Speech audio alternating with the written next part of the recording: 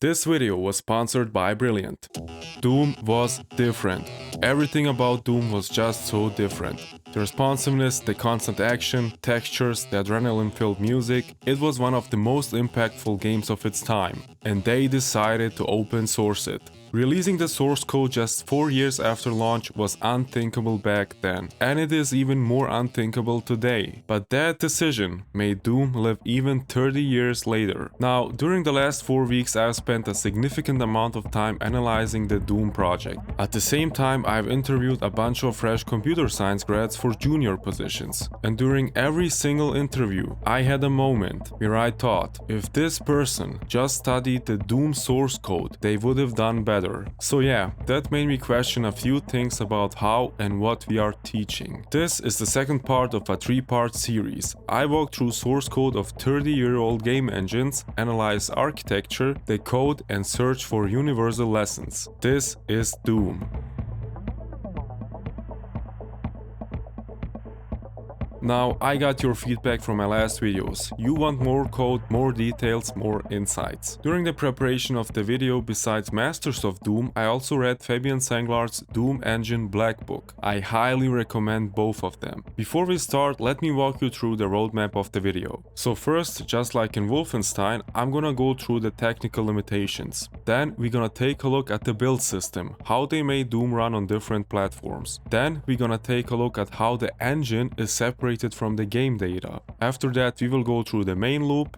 Then comes the most complex part of the video, how the rendering engine works. And last but not least, I'm gonna talk about my first contact with Doom, which was 25 years ago, and how that experience in some way still affects my thought process. Why is it important to talk about technical limitations? I see a big gap in systems engineering when talking to computer science grads. And seems like nowadays everything is super bloated.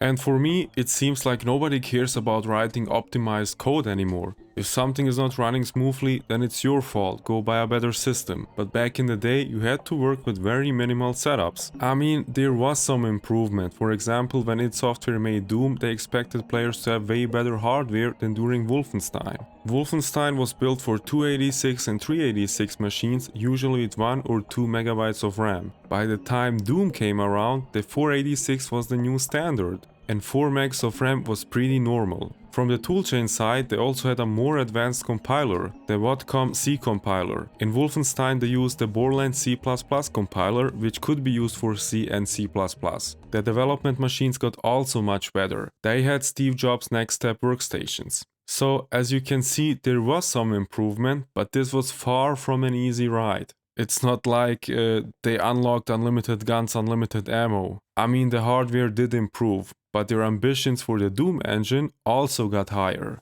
Let's talk about portability and architecture. So we have to start with the big architecture decisions of the project, and one of these decisions was id Software wanted to run Doom on different operating systems. This specifically is a question I like to ask during interviews, and most fresh grads don't know what to do with this question. I mean, it's not even a trick question or something complicated. The question is, how would we approach a project that is supposed to run on different platforms? How would you cut the architecture on a very top level? Now, if you're not a prompt engineer, you know that you can't just write whatever you want and then run it on a Windows and a Linux. So in Doom, the id guys split the software into the platform-dependent and platform-independent part of the code. If you ever written embedded software or built things for multiple platforms, you'll feel right at home now. You can imagine it something like this. So we have the core part, which is platform-independent, then the platform-dependent parts, then comes the operating system, and then the hardware. And this can be a very challenging task. In comparison, early console game development didn't have these problems, since most games were made to run on just one hardware. So you could bare metal raw dog everything. If you liked, you could read registers from any layer, which is also no trivial task by any means, but it's just a different kind of problem. So what they did is they split the common part from the system-specific part and then took advantage of the C linking stage to link different libraries for different systems. Now, before I start explaining how this works, I want to talk about why do we even want to do this? And this is, for example, something nobody at my university talked about in any lecture. So imagine you're developing something that is supposed to run on different platforms. Now you can sketch out the architecture of your software where every component can interact with the operating system. In that case, you would make the software very platform dependent and you would need to maintain a new software version for each system you want to support, which is just not maintainable over a long period of time without wasting an enormous amount of resources. The other way is to split the application in two parts, one core part and the other system-specific part. Sometimes you want your code to do different things depending on how you're running it. Like maybe you got a simulation mode where you want to fake some inputs, and then you got a hardware mode where you want to read real sensor data from the target. Now in C and C++, instead of making two totally different versions of your code, you can just use if-def to switch the behavior depending on the build type. Here's how that works. Let's say we got a file called calculate, and in simulation we want to just pick some random numbers. So we can do this if define simulation and then void do calculation and then pick some random number. And else if define target, we want to read the real sensor data. So we can define the same function where we read the sensor data. And then when we build the project, we can just tell the compiler what kind of build we want. So for example, if we're using CMake, then for simulation, we use CMake-D simulation. And for the target build, we do then CMake-D target. And that's it. You got one code base that works in multiple environments without having to copy files around or manage separate versions. Super clean, super simple. And now someone could say, yeah, but this is common sense.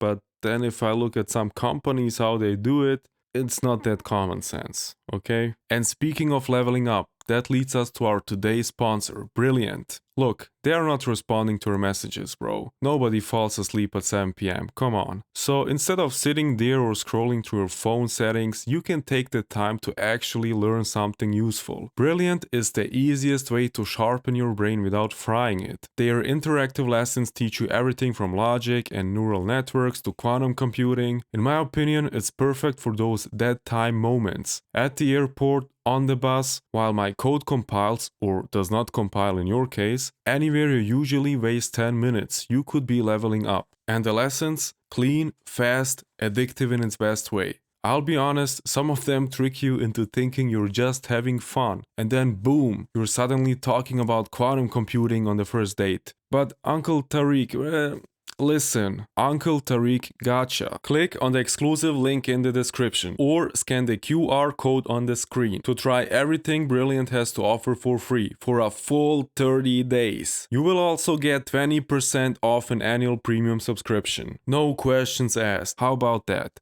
And now, seriously, let them sleep. You got problems to solve. Now back to the video. Now let's talk about the build process. Another question I like to ask during interviews is, how does the build process look like in C or C++? How do we come from the code to an executable? And the reason I'm asking this is, a lot of junior devs don't know that you can have different teams work on different parts of the software, where you at the end just link the libraries together. For example, automotive companies do this all the time. There's rarely a project where everything is developed in-house or where everything is outsourced. So in C, during the build process, all your .c files, or what you call compilation units, are compiled independently. Each file gets compiled into its own .o file, which stands for object file. Now, these object files might refer to functions or variables that live in other files, but since they are compiled separately, the compiler can't fully resolve these references. Instead, it just marks them as unresolved symbols. Once all the object files are ready, they get passed to the linker. The linker then goes through all of these unresolved symbols, matches them up with the actual definitions in other object files, and then stitches everything together into an executable. So how does this work in practice? Fabien used this example in his book and I think it depicts it really good. So let me draw some diagrams. So we have the source files sounds.c, ibm.c, and next.m. Sounds is part of the core, IBM, and next is platform specific. Now, during the build process for DOS, the WADCOM compiler compiles sounds and IBM to the object files sounds object and IBM object, and then the WADCOM linker links it to the DOOM executable. On the other side, the GCC compiler compiles sounds and the next specific next.m file to the object files. And then the LD linker links it to the Doom application. And most of the source code is shared. If we put everything on a diagram, similar to my last video where we had the WL and the IT part, we will get something like this. So we have the core components and then we have the platform specific components. And then comes the operating system and then the hardware. Now, the beauty of it all is that this approach makes Doom very portable, so you don't need to touch anything anymore in the core part of the code if you want to run Doom on a microwave. You just write the platform-specific parts of the code. This is only possible because the portability aspect of the game was an integral philosophy of the development. Doom's layering philosophy in the code is not violated at any point. People like talking about solid principles when talking about software architecture. Keep in mind, Doom was developed before the solid principles were defined.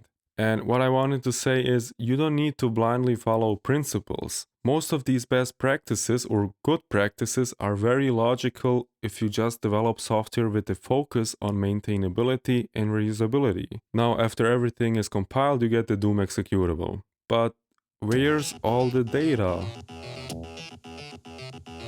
Now, the Doom executable is the game engine, but in order to play the game you also need the game data. So they decided to pack all the game data in a file format they called WAD, which stands for Where's All the Data. If you take a look at this pie chart, we can see that 89% of the memory is occupied by the game data and only 11% is the engine. The WAD is a collection of so-called lumps. A lump is the atomic unit of the WAD. And the lump can be anything, a sound, texture, BSP data, anything. And now if you take a look at this pie chart, we can see the structure of the WAD file.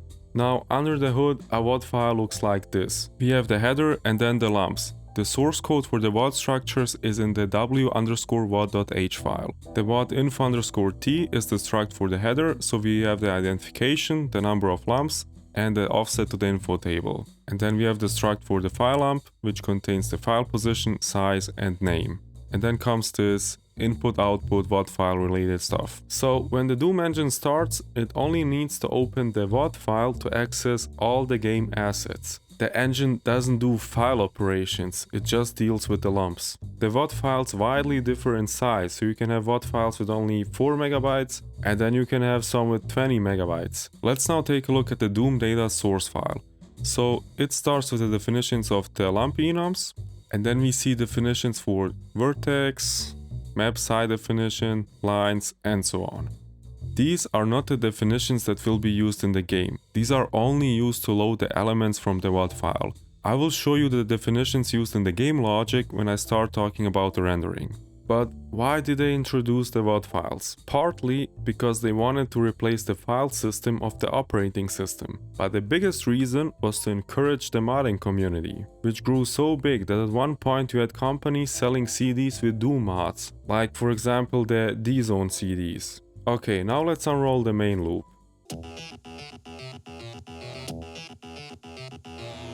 In Doom, for each operating system, you have a dedicated entry point, a dedicated file. For DOS, it is i_main.c. And the main.c file calls the core main function, called d_doom_main, which is located in d_main.c. Okay, so let's go through the main. So similar to Wolfenstein, the main starts initializing all the subsystems, which were called managers in Wolfenstein. These prefixes you see indicate the subsystem. So V is for video, M is for menu, Z for zone memory locator, R for the renderer, P for gameplay, D for main Doom, I for implementation dependent, S for sound, HU for the head-up display, and ST for the status bar. The game engine executable was the same for the shareware version and the paid version. So the engine simply checked which WAD file it found and then switched a flag. Now, after initializing all the subsystems, the infinite loop is called. Okay, we saw the architecture, the main loop. Now let's start with the most intriguing part, the rendering. Just like in Wolfenstein, we have the 2D and the 3D renderer. I will not be able to cover every single aspect of the engine, because now looking at my schedule, you would need to wait 4 months for the video then. So I'm gonna cover the parts that I deem most interesting. Let's start with the 2D renderer. Now, the 2D renderer was written by Dave Taylor, and if you go through the source code, you will see that the code style is different than the one of Carmack, which is not good or bad, but just an observation. So the 2D renderer has different components, so let's start one by one. The first component is the intermission. If you played the game, you recognize this screen. Let's open the file wi-stuff.c and take a look at some interesting sections. So one interesting thing is it contains the locations on the map as hard-coded coordinates. So for each level of each episode, you have a location on the world map. So this is interesting because seems like it's not contained in the WAD file. And generally speaking, what the intermission does is it loads the background map from the WAD file into the RAM and places it into the frame buffer. And now if you go to line 400... we have the slam background function where we do a mem copy, so destination, source and size. And as you can see, we take the whole screen width and height as the size. Then the intermission renderer draws the text and sprites on this background. But let's continue with the status bar. So the status bar is the bar at the bottom of the screen that you see during the gameplay. It is split into 7 elements called widgets. So from left to right you have the ammo, health, weapons, character face, armor, key boxes and the ammo count for all weapons. Now, similar to the intermission screen, it starts by drawing this status bar template and then on top of it, it draws all the values. In the source code you will find functions for drawing the widgets, so we can also take a look at that. So in this stlib.h file, it starts by defining all the structs for the widgets, for example, number widget, percentage widget, and so on. And then we have the functions for drawing the stuff, for example, stlib_draw_num. Now we can see a lot of code in here, but it boils down to clearing the area. If it's not a number, do not draw it. Then draw the number, and then if it's a negative number, draw a minus sign in front of it. But yeah, the whole file has functions for handling the updating drawing procedure. Okay, now let's talk about the menu component. Now, the menu is a very simple design. Let's take a look at the menu.c source file. If you scroll down, you will see these type defs. So first we have a type def, a struct for a menu item, and then we have a struct for the menu. And as you can see, a menu contains menu items. And for example, if we scroll down here, we have this menu item array main menu, which then contains elements for these menu items. And then we define a menu, so main menu definition, and then we put this array inside of it. And now for each menu in the game, you have the same principle, okay? Episode menu array, and then you have the definition of the episode definition menu. Very simple, very maintainable, just a clean piece of software. Okay, now let's talk about the head-up display. So at the beginning, Doom had this very detailed head-up display, mimicking the Doom guy's helmet. But over the time, they decided to remove it and to keep just lines of text that pop up when you pick something up. For example, the source file of the head-up display is this head-up library, and it's not a big file. You will basically see just functions for drawing and erasing text lines. Now let's jump to the auto map. This is the map that you can display in the game. So red lines are walls, yellow ones are changes in ceiling heights, doors for example, and brown lines indicate change in floor height, like stairs for example. This is a very long code section, but if we scroll down to the bottom, we will see what it boils down to. So we have this am drawer function, and if the auto map active is true, it calls all these functions. And if cheating is 2, so if 2 are cheating, is it even cheating anymore? These are the types of questions we are trying to answer on this channel. In my opinion, if 2 are cheating, it's not cheating anymore. It's a deathmatch. Unlimited guns, unlimited ammo. Anyways, and lastly we have the wipe. This is one of those screens that stay hard-coded in your memory. It is the transition between game states, where the frame wipes off the screen and a new frame is shown behind it. So how it works, it progressively transforms one frame to another. And now if you open the f_wipe.c file, here's where all the wipe functions are located. like for example, wipe shitty column major X form. But basically it transforms frames and then does a mem copy at some point. But if you go in and read it, you will see a lot of this type of stuff. Like, for example, this. These are kinda hard to follow code sections, but I assume nowadays you could feed this into some AI and let it decipher it for you in a few seconds. And now for the guys foaming and typing, haha, it's a skill issue. Why would anyone spend 30 minutes to entangle something when you can spend 2 minutes?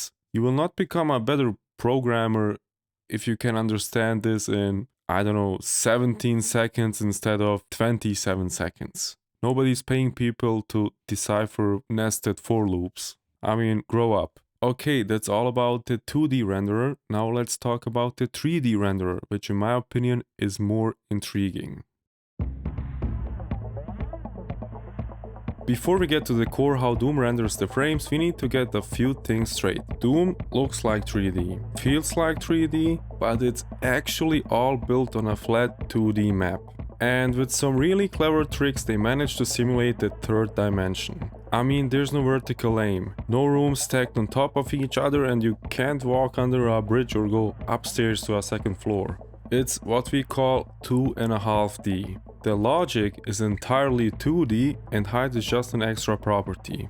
Once you get that, everything else starts making more sense. So first, I will explain how everything works on a very high level, and then we will go into some details. Okay, so in Doom we have the 2D map. On this map we have vertices, which are basically points with our x and y coordinate. When we connect two vertices, we can form lines. Now, lines contain a bunch of other stuff besides the two vertices. For example, each line has side definitions for each visible side, so-called side defs. A line with two side defs is a portal. A line with only one side def, one visible side, is a wall. So now when we connect a bunch of these lines together, we can create a sector. Now the world, the map itself, is built from these sectors. Think of a sector as a room in the level. Each sector defines floor height and ceiling height, floor and ceiling textures, light levels, and some other stuff. So a sector is a closed area surrounded by line defs.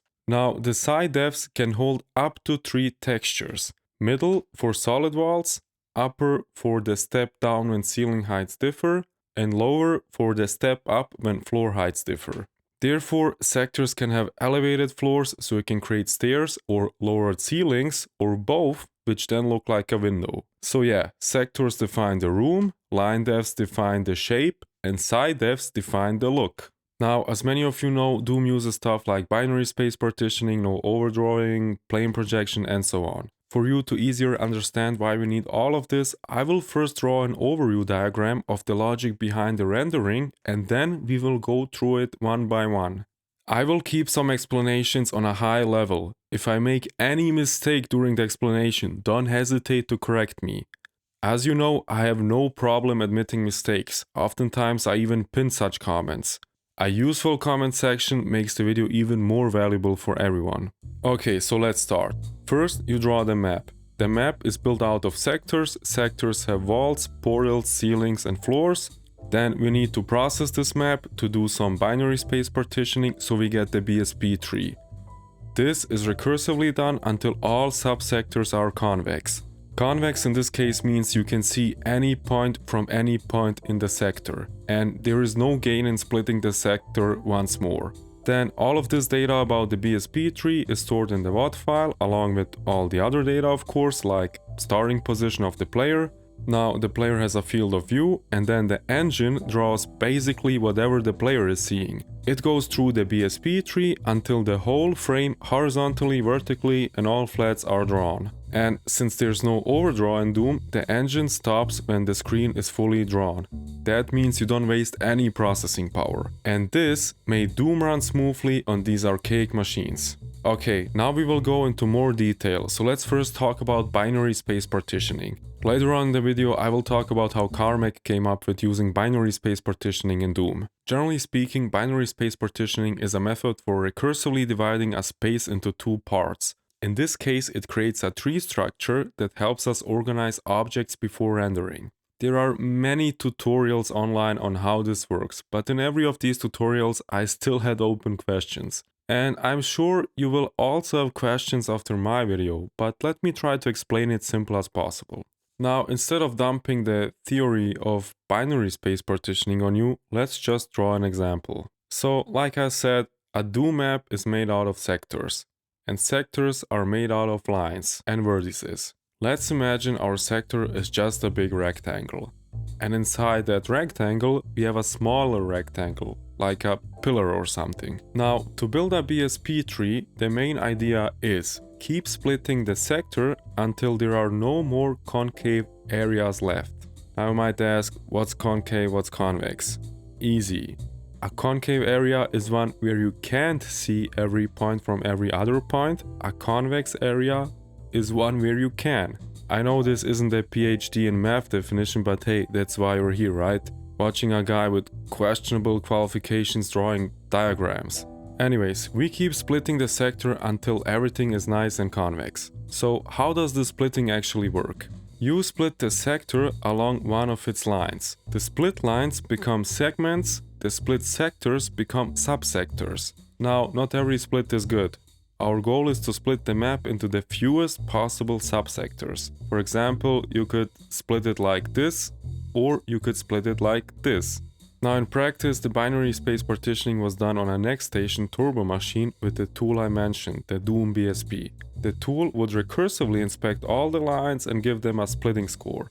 At the end, the line with the highest splitting score would be selected for the split. The map would then be split until only convex subsectors remain. The result of all that splitting, all the BSP tree information got saved into the WAD files. So none of this was calculated at runtime, and Doom didn't need to because the walls never moved horizontally. No sliding doors, no earthquakes, this is not Fortnite, okay? So once the BSP tree is built, you have a nice clean data structure. It organizes all the segments and subsectors in a way that lets the game sort and draw them super fast with just a few comparisons. But how to use it? Okay, now that we have the tree, what are we going to do with it? Before we continue, if you like the content, hit like and subscribe. Last time only 3.8% of my audience was subscribed to the channel. And now we are at 5%. We are so back, baby. I want you to know that your support helps me immensely to make better content. And I want to say a big thank you to all 4 of my Patreons and YouTube members. Viorel Petku, David Ziskovski, My Broski, Joey Herschel, and Dr. Slowdev. If you want to help me get better equipment, you can become a Patreon. The link is in the description. I have seen a lot of videos explaining how this works, but in my opinion, the best way to understand it is to look at an example and in parallel look at the source code. I want you to understand why the BSP method made a difference in the renderer and why it was superior to the brute force method. Since I'm trying to explain the principle behind it and not the specific functions in the code, I will try to simplify it as much as possible. So let's do it. So we have processed the map and created this BSP tree. The information of the BSP tree is saved in the WAD file. In the same WAD file, we have the starting position of the player. Now it all starts at the root node. The root node is passed to the render BSP node function. This function renders all subsectors below a given node, traversing the subtree recursively. So we pass the root node to the function. In our imaginary case, it's the A node. And then first it checks if the current BSP num is a subsector or a BSP node. They do it in a very elegant way with this AND operator. This NF subsector is a bit mask and indicates if something is a leaf. Here we also see a defensive fallback, very good practice. If BSP num is -1, which technically shouldn't happen unless something's wrong, it falls back to the subsector 0. I guess this is a safeguard against corrupted or incomplete data. Now, if it is a valid subsector, a valid leaf, it clears the NF subsector bit mask from the BSP num, and then it renders the subsector. After rendering, it just returns, and that's it.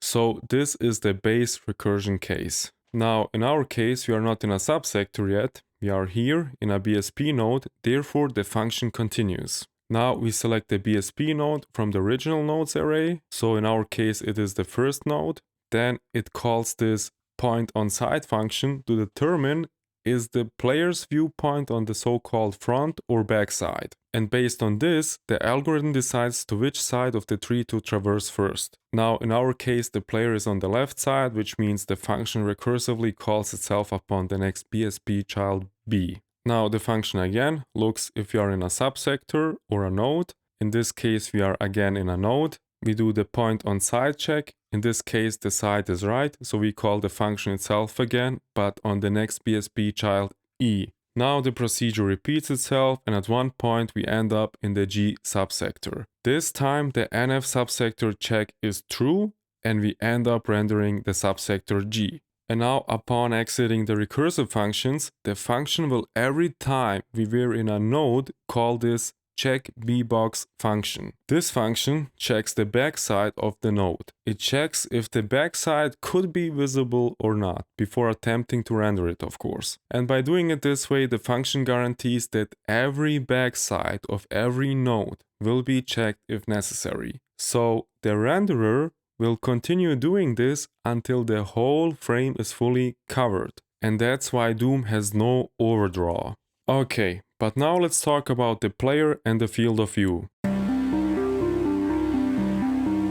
So we have the player, the starting position of the player is stored in the WAD file, and if we draw now a coordinate system around the player, we can say this is 0 degrees, this is 90 degrees, 180, 270, and 360 or 0 again. The player has a field of view which in Doom is set to 90 degrees. That goes then from 45 to 135. In some engines, people like to transform these coordinate systems to other coordinate systems to get a different alignment, which then makes other calculations much easier. In case you wondered in college if you need coordinate transformations in real-life use cases, you do. In laser scanners, 3D laser scanners, industrial scanners, everything revolves around point clouds and coordinate transformations. Anyways, the player has a projection plane, and now we start projecting the walls, the segments on the projection plane of the player. So imagine we have a wall, this is the field of view, and then it's projected on the projection plane. This is the projection plane, and this distance here is defined as the screen distance or projection distance. The variable name for the screen distance in the source code in Doom is projection. Now, if there is one equation I want you to remember from trigonometry that is used all the time in optical physics, it's this one. Tangents alpha times the distance equals the height. Now, what are we looking at here? So center y divides the view height by 2. So you get the vertical center. We don't need that for now. Center x is the horizontal center. Now this shifts the center into fixed point math. They did this to get some extra speed since they didn't want to use floats. Frag bits is 16, so basically what this does is like centers times 65536. It's shifted to the left for 16 bits. Basically 2 to the power of 16 is 65536. Now this is the magic line. Projection equals center x frag. So the equation for the projection is projection equals center x divided by tangents of the half field of view. And now basic math, tangents of 45 is 1, and therefore projection equals to center x. Now in Doom terms, projection equals center x frag. Now Doom uses binary angular measurement where they map the full circle degree interval 0 to 360 on a 32-bit integer. Okay, now that we are in a subsector and have located the player and have a field of view, we need to start projecting the segments. So first we're gonna draw the player with his field of view, which is 90 degrees. Now we have the segments, the walls in our field of view. As we saw before, walls are per definition line defs with only one side def. So we have the start of the wall at some point xy and then the end point of the wall at some xy. Since there is no overdraw, the engine doesn't render anything that's not visible at the current position and time. The engine needs to determine, should we even render this wall? Is this wall even visible? So what it does is a simple operation of comparing the angles of the start point and the end point. So segments with a negative alpha minus beta are not facing the player, therefore they are not rendered. Now, I had a lot of problems wrapping my head around this, since I had a lot of questions like, what if point 1 and point 2 switch their positions? Then it would theoretically be in the field of view, but on the backside. But then, if you remember the line definition of a wall has only one visible side, the front side. So when facing the back side of a wall, you wouldn't see the texture of the wall. I also read somewhere it is practically not possible in the game to go around the wall without no clip. And therefore it's not possible to see what's behind it. But if you would be able to do it, you would see nothing, or some kind of a glitch would happen. Okay, now we have determined if the wall is in the field of view. And now we have the distance to the wall, but we still can't start drawing. We need to do some clipping. What is clipping? Well, if something is going off the field of view, it's getting clipped, cut out. If something is in front of something, it's also getting clipped. Because as I said 20 times probably in this video, there is no overdraw in Doom. That means you also don't need to keep track of all walls all the time. Now let's talk about the clipping in Doom. So in Doom we have occlusion arrays which track the occluded area of the frame. Clipping happens in two steps. The first, crude step is horizontal clipping. Only solid walls affect this horizontal occlusion array, but all segments are clipped against it. The second step is the vertical clipping. In the vertical step, both walls and portals affect the vertical occlusion array. So let's start with the horizontal clipping. Now, talking on a very high level, for the horizontal clipping, the engine is populating the horizontal line of the screen until it's fully occupied with solid walls. And we are talking only about solid walls. Portals in this case don't affect the occupied area, since portals can be seen through. So the engine keeps track of a solid segments array, which is a 32 element array of clip ranges. So let's walk through an example. Now imagine we are in this sector, and here we have the player. In the middle of the room is this red pillar, built out of solid walls. Okay, so S will stand for solid segment in my sketch. Now, the initial solid seg occlusion array has two elements. So the first one goes from negative infinity to negative 1, and the second one goes from 320 to infinity. Therefore, the whole range 0 to 319, which is 320 columns, is regarded empty. And now we're gonna start filling it out. So as per the rendering logic, we first start rendering the front side of the closest wall, which is this one. The wall is in the middle of the screen, we have no clipping, nothing is blocking our field of view. Now an element with a starting point and ending point is added. Keep in mind we are here in the horizontal wall clipping, we don't need the heights yet, okay? Then we continue with the second wall, the blue one. The left side is clipped away, the right side ends at the length of 50. Now we have the third wall, the purple one, which is fully visible at this angle and it connects to the left wall. The solid seg array is updated again. And now comes the last wall, the green one, which is partially blocked by the first wall. The green wall connects on the left side with the purple one, and on the right side it goes beyond the field of view. Now the solid segments array is updated again, and as you can see, by doing it this way, it takes very little RAM and processing power to keep track of the horizontal clipping. Now the engine only needs to check if the first element of the solid seg array goes from negative infinity to positive infinity. And this is the first step. The engine now knows that the whole frame is horizontally covered with solid walls. Now comes the vertical wall clipping. In the vertical clipping, we have a data structure based on two arrays, the floor clip array and the ceiling clip array. Now, for each column, we have an element in the array. In this case, it's 320 since the screen width is 320. So the engine keeps track of the ceiling and floor vertical for each column. The floor starts at the screen height and the ceiling starts at -1.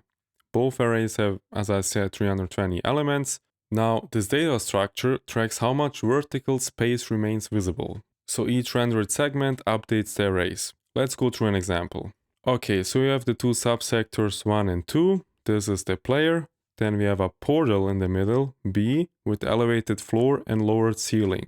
B looks like a window. Now we have the walls A, C, and D in the back, which are occupying the full height because they are walls, right? And now the rendering starts as always with the segments closest to the player. Okay, now A, C and D are fully opaque for the columns, and B has no middle texture, but it has a lower and upper texture.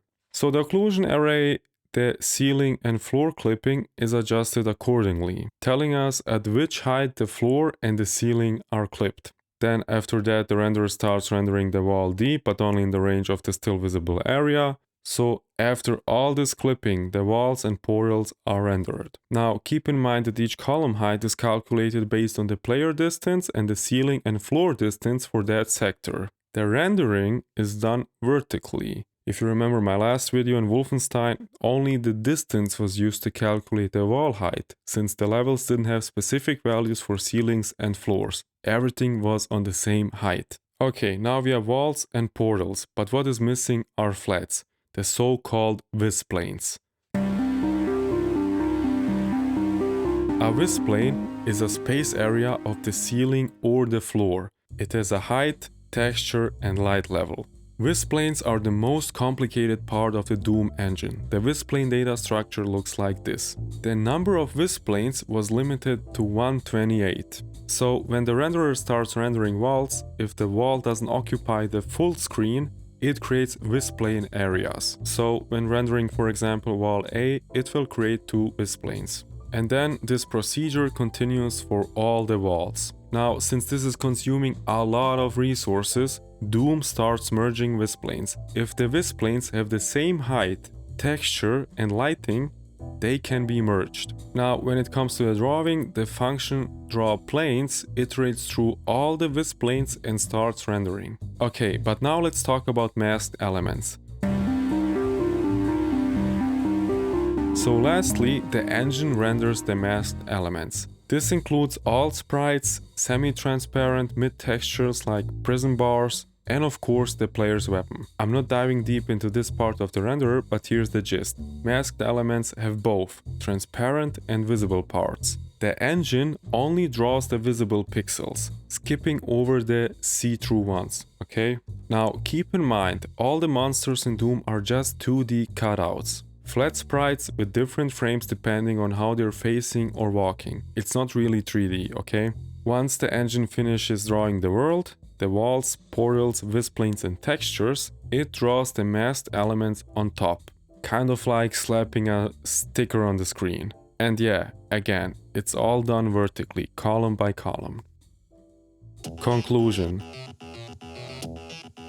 Now let me talk about some lessons from Doom on a meta level and why I recommend diving deep into a project like this, or reading the books I mentioned, or listen to the audiobook if you can't read. Okay, let's start with how did Carmack came up with the BSP method. So, during the development of Doom, id Software outsourced the task of porting Wolfenstein to the Super Nintendo to some company. 3 weeks before the Wolfenstein port was supposed to be released, the company vanished. So in order to avoid huge penalties, they stopped the Doom development and started working on the Wolfenstein port. Since the Nintendo hardware did not have enough juice to run the game as it is, they had to find another way. So Carmack started digging. Reading research papers, watching VHS tapes from math conferences, anything that might help them make it work. Eventually, he stumbled across a paper on BSP. Wolfenstein was a great testbed. It had everything on a flat plane, which made it easier to visualize. That project became their intro course to integrating this new technique into a real game.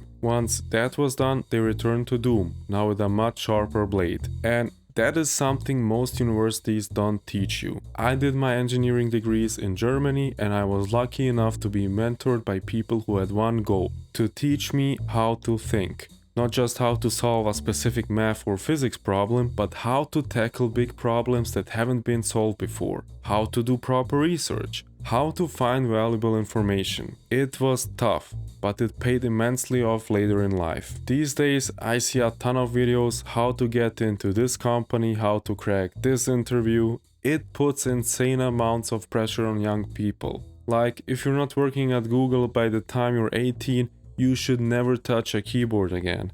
and instead of learning fundamentals, you start copying someone else's journey from the other side of the globe. I recommend to anyone who wants to get good at software engineering, learn the fundamentals. A great place to do that is a project like Doom. If you're looking for value, you will find value. For example, the author of the book Doom Engine Black Book wrote, "Doom has a special place in my heart. As a 24-year-old immigrant in Toronto, knowing only Java, this is the code base I use to learn C and build up my skills. It is the quality level I set myself to emulate. It is thanks to the University of id Software, as I like to call it, that I ended up being noticed by Google and eventually landed a job offer there, something I once deemed impossible to achieve." Now let me share with you my first contact with Doom. This was about 25 years ago. It was the early 2000s, just a few years after the war in the Balkans. My parents were visiting some friends and a lady said, "Why don't you go to the room upstairs? My son is playing computer games." The boy was around 14, I was maybe 7 or 8. I looked at the monitor and saw him walking around a 3D map. You just saw the weapon of your character. And I immediately realized it clicked. In this game, you are the character.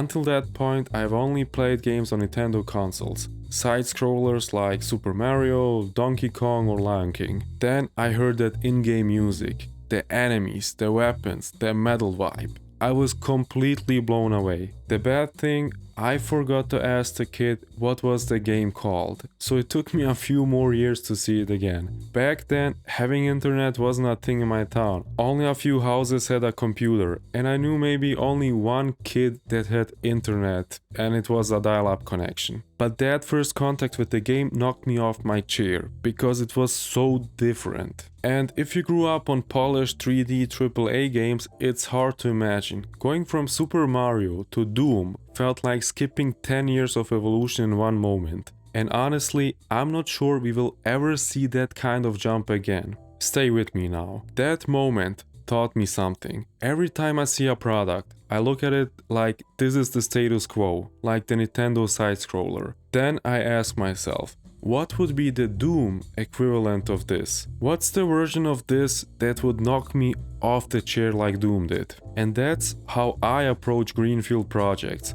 When you're starting from scratch, you have the freedom to challenge everything. And just because you're a student or someone with no experience doesn't mean you can't build something massive. Another lesson I learned from Doom's development, don't be afraid to change direction. And that's one of the biggest takeaways from Doom. Something nobody teaches you at the university. Carmack and the id team were never afraid to start over. They didn't cling to old methods just because they already invested time. Do you know how many people stick to a bad idea just because they've already spent so long on it? Like a bad relationship. The fact that you based a lot of time doesn't mean it's a bad idea to move on. And they did it multiple times. From Commander Keen to Wolfenstein, going from side-scroller to raycasting, then from Wolfenstein to Doom, where they made massive changes to the rendering engine and the core mechanics. And that's why the game aged so well. So yeah, Doom is old, but it's still one of the most useful things you can study as a developer. It will teach you how to write better code,